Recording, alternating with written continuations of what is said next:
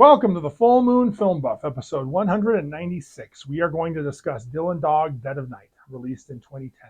I watched this on Plex, but you can also see it on Fossum. I had not seen this before. As always, we start with the prominent crew and cast. You can find links to a more complete credit list in the show notes. The film was directed by Kevin Monroe. It was written by Thomas Dean Donnelly and Joshua Oppenheimer. The comic book was created by Tiziano Sclavi. The special effects makeup department head is Martin Astles. Kevin Monroe began his career in the late 90s as a storyboard artist on Hey Arnold. He gained prominence writing and directing TMNT, a CGI animated reboot of the Teenage Mutant Ninja Turtles. Monroe has moved into television animation, contributing to series like Fingerling's Tales and its sequel and Hangin' with Gigi. Thomas Dean Donnelly and Joshua Oppenheimer are a screenwriting duo with a 5-film run in the early 2000s. Blending high-concept premises with action set pieces and mythological or supernatural elements. Their first credit was co-writing Thought Crimes. Their highest profile and final credit was co-writing the Jason Momoa-led reboot of Conan the Barbarian.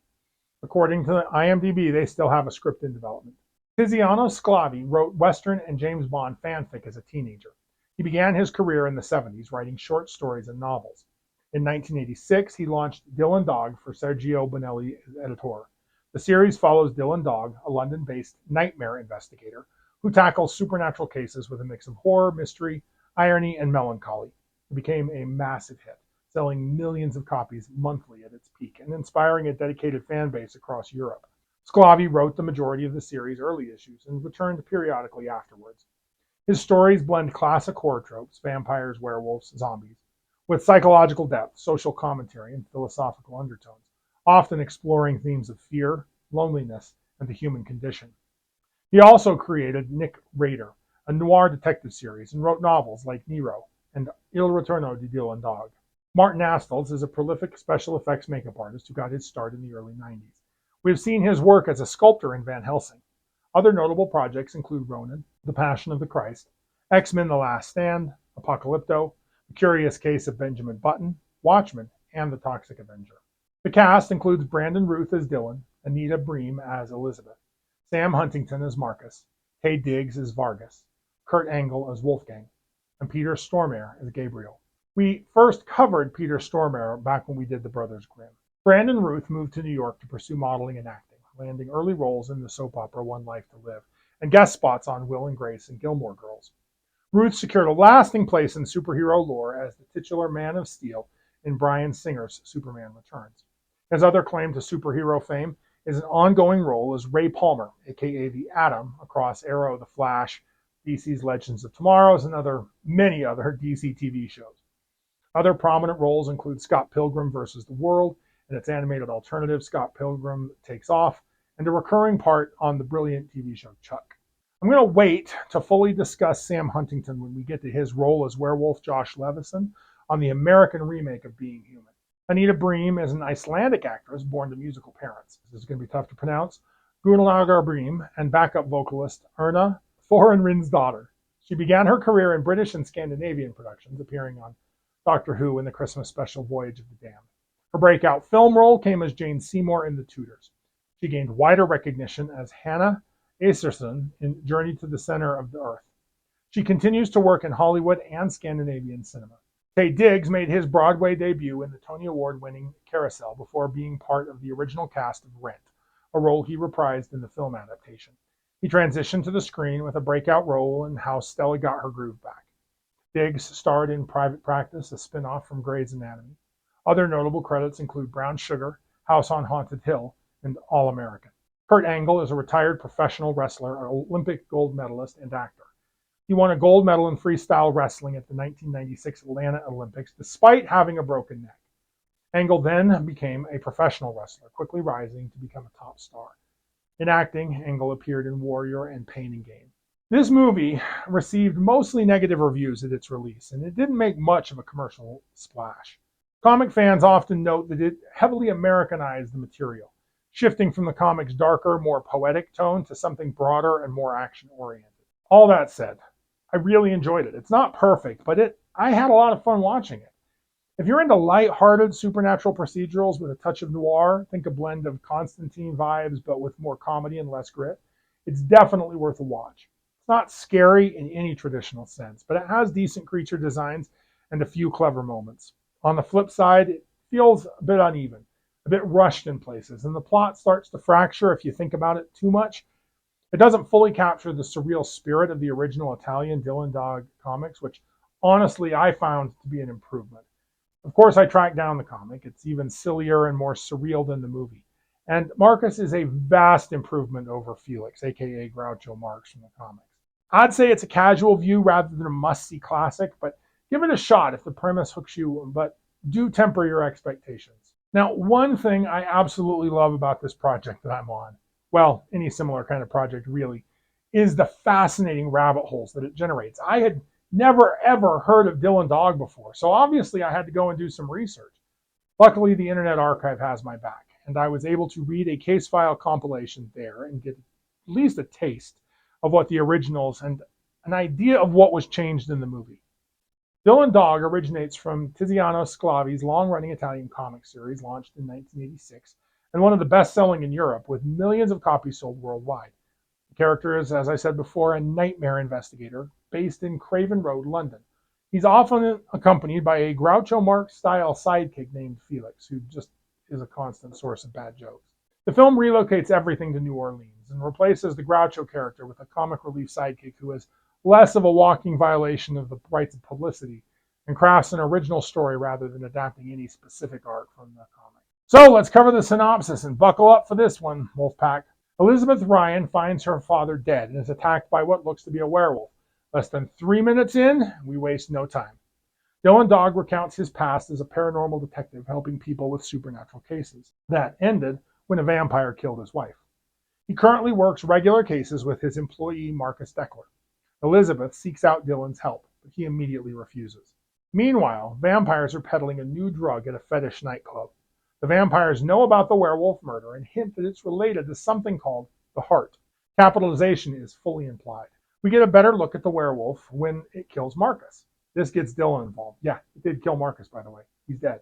He almost immediately identifies the killer as a werewolf, and he does some voodoo science on the werewolf hair that was left behind and narrows the killer down to an 18 or 19-year-old werewolf from the Cisnos clan. Dylan visits his old werewolf friend Gabriel, suspecting that Gabriel's daughter Mara is the killer. Gabriel's son Wolfgang transforms and puts the beat down on Dylan. Dylan, however, defeats Wolfgang using silver knuckles. Dylan discovers Mara's body in a warehouse and sees a vampire fleeing the scene. Elizabeth reveals that her father was a smuggler and one of his artifacts is missing and linked to the vampire attack. Dylan and Elizabeth are attacked by vampires demanding the heart. Dylan uses a phosphorus flare to enable them to escape.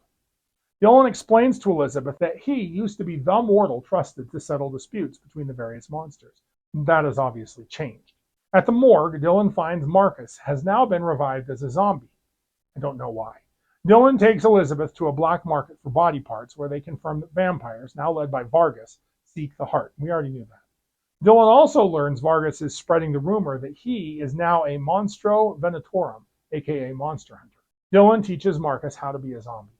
At the club, Dylan confronts Vargas. We learn Dylan killed a lot of vampire elders over the death of his wife. This is why Vargas is now in charge. A monstrous 7-foot-tall zombie attacks Dylan while he's interrogating the vampire he encountered near Mara's body. Turns out she was dating the vampire. Marcus gets invited to a zombie support group. Dylan consults his vampire friend, Borelli, who reveals that the heart is the Heart of Belial, a relic containing the blood of the ancient vampire god Belial. The heart plus a host can resurrect Belial. Turns out the Monstro Venatorum could also use the heart to destroy all monsters. Gabriel was protecting it before the giant monster attacked him. He tells Dylan to find Sclavi before dying. Marcus goes to the support group where he learns the location of the giant zombie. Dylan and Elizabeth hook up. He gives her a talisman for protection. Dylan and Marcus go to the zombie penal colony, that's where they store the mindless brain-eating zombies. Dylan kills the big guy and confirms that Vargas is after the heart. So Dylan goes all Neo with phosphorus bullets and makes Vargas tell him where the heart is located. Sclavi is a vampire elder, a sleeper. Dylan retrieves the relic from Sclavi's crypt but is captured by Vargas. Vargas admits to killing Dylan's wife and takes the heart before trapping Dylan and Marcus in a crypt. Vargas plans to use Elizabeth as the host, turning her into a vampire with Belial's blood. Dylan and Marcus escape the crypt and pursue Vargas. Turns out that Elizabeth is the monster hunter, just like her father before her. She wants revenge for her father's death. She infects Vargas with Belial in a plan to destroy all monsters. Dylan confronts her at the Corpus house and battles a Belial-possessed Vargas. Elizabeth is attacked and killed by Wolfgang and his werewolf allies. When she dies, Belial dies, leaving Vargas unconscious. Dylan entrusts the heart to Wolfgang. He revives his paranormal detective agency and finally makes Marcus his zombie partner. Unfortunately, we don't get a werewolf transformation here. It's understandable since werewolves are not the center of the film's narrative, though they do play a pretty important supporting role. The film's creature effects are mostly practical, which gives them a tangible feel. Zombies look decayed, but comedic. Werewolves are furry and menacing, and vampires have that classic pale, elegant look. Or they look like they're strung out druggies looking for their next fix, one of the two. The exception here is Vargas's eventual Belial-inspired monstrosity. Marcus's gradual zombie decay provides some of the best makeup work, with body parts literally falling off for laughs. It's not groundbreaking, but the practical approach suits the tone, and it keeps things grounded and amid the absurdity. As far as werewolf lore, this movie treats its monsters as organized families living undercover. Vampires, werewolves, and zombies each have individual hierarchies. Werewolves do get a decent spotlight with silver vulnerability and pack dynamics, though the lore is simplified for the plot. There are interesting hints, with Dylan being able to identify the family and age of the initial werewolf from just a tuft of fur. However, the film doesn't delve any deeper into it than that. The film leans into urban fantasy tropes, monsters in the modern world with a neutral mediator keeping the peace, but it doesn't dig deeply into any one mythology, werewolves included. It's more about the ensemble chaos than any rigorous rules. The reluctant hero is one of storytelling's most enduring archetypes, someone who has paid a heavy price for doing the right thing, only to be dragged back into the fight when the world refuses to let them stay retired. Brandon Routh plays exactly this figure, a former paranormal investigator who has walked away from the supernatural world after his wife's death, choosing a quiet, normal life over constant danger and grief. The film uses Dylan's reluctance not as a gimmick, but as the emotional spine of the story, turning a pulpy horror comedy into a mediation on trauma, avoidance, and the cost of heroism. Dylan Dog is introduced as a man who has deliberately shut down. He runs a small detective agency that handles mundane cases, missing pets, cheating spouses, because anything supernatural reminds him of the night he lost his wife. That loss is the lens through which he views every new case. When a murder investigation opens a path back into the world of werewolves, vampires, and zombies, he doesn't leap in with enthusiasm. He resists, he argues, and he passes. Every step forward is reluctant, laced with the fear that opening that door again will cost him what little peace he has left. And Ruth's performance really sells this internal war. He plays Dylan with a quiet, almost exhausted restraint. He never shouts, rarely emotes, but lets the weariness show in small ways. The way he flinches when the supernatural is mentioned, the half-hearted attempts to walk away, the flicker of pain when old memories surface. It's a subtle choice that keeps the character grounded. Dylan protects himself the only way he knows how, by ignoring the monsters. The film understands that trauma doesn't always look like tears or rage. Sometimes it looks like deliberate numbness. The case itself forces the confrontation Dylan has long avoided. He could ignore the initial call to action. He couldn't ignore his employee's death or his return as a zombie. These murders, tied to a powerful artifact, drag him back into the supernatural underbelly of New Orleans, where old allies, enemies, and wounds await. Each encounter chips away at his defenses. He can't ignore the danger to others. He can't pretend he doesn't still have the skills to stop it. And he can't escape the guilt that his retirement has left people vulnerable. The supernatural threats, werewolves, zombies, and vampires, are literal, but they function here as stand-ins for the unresolved grief and fear that he's carried since his wife's death.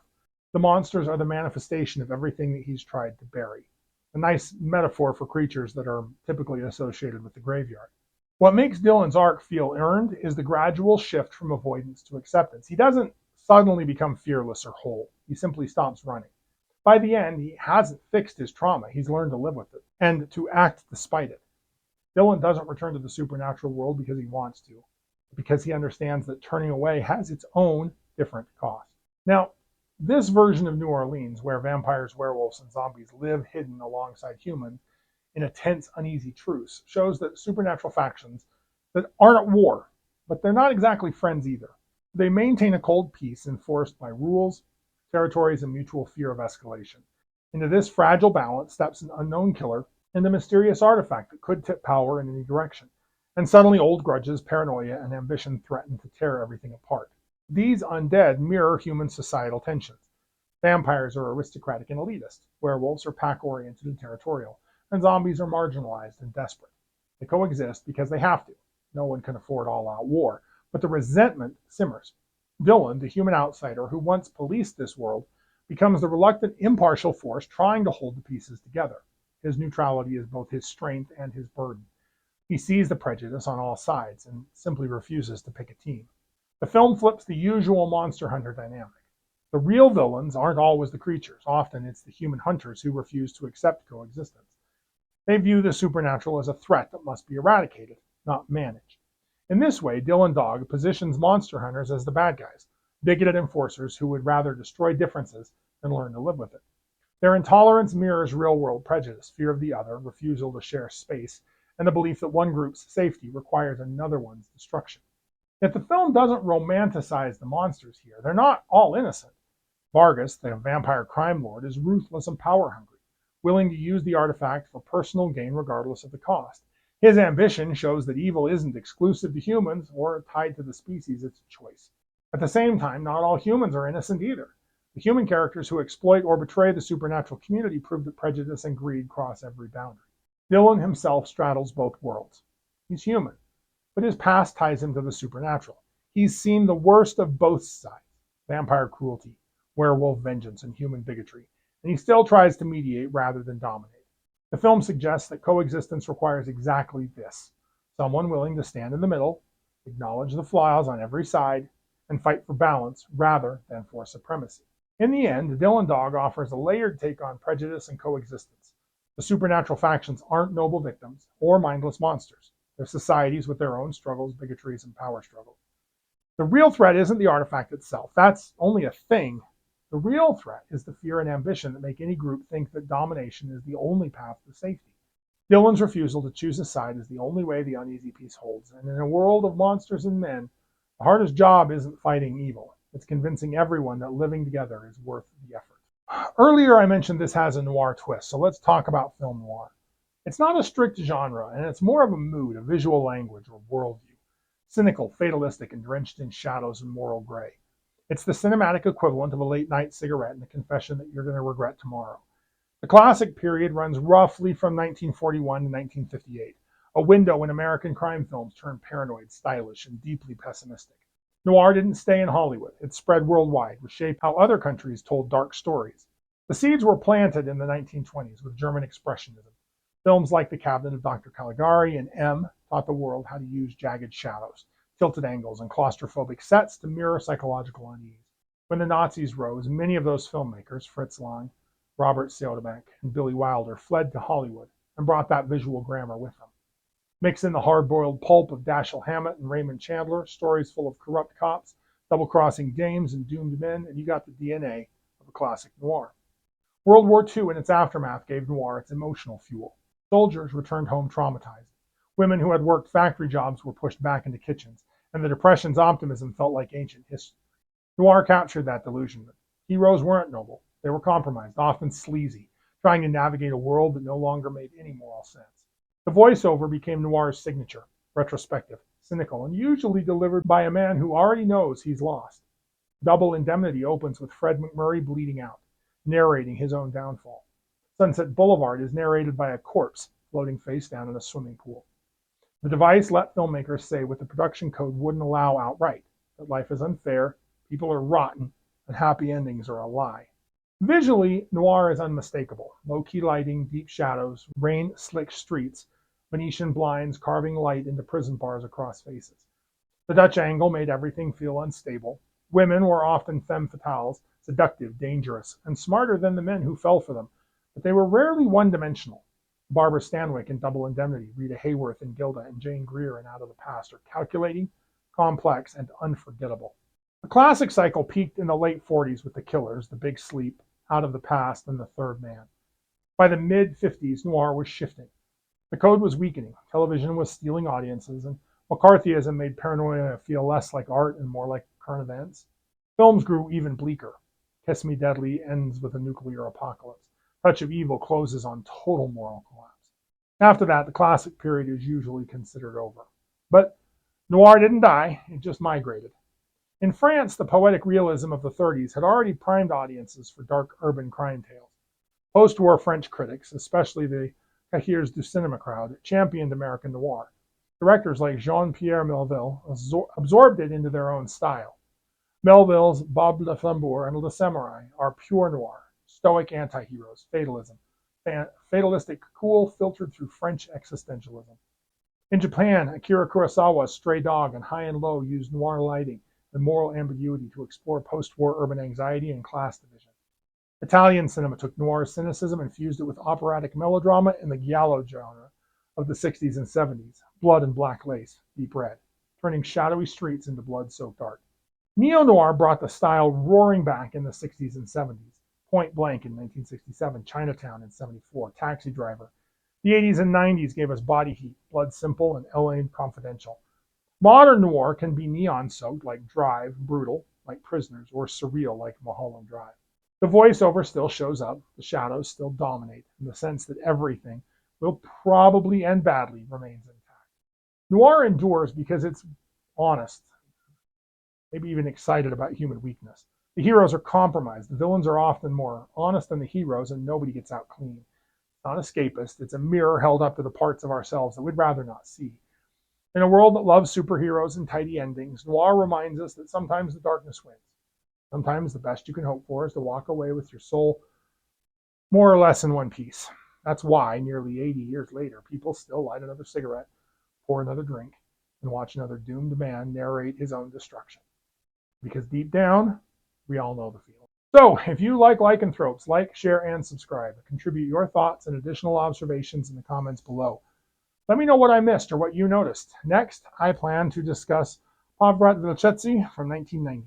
Keep your eye on the moon, a silver bullet in the chamber, and we'll see you back next episode.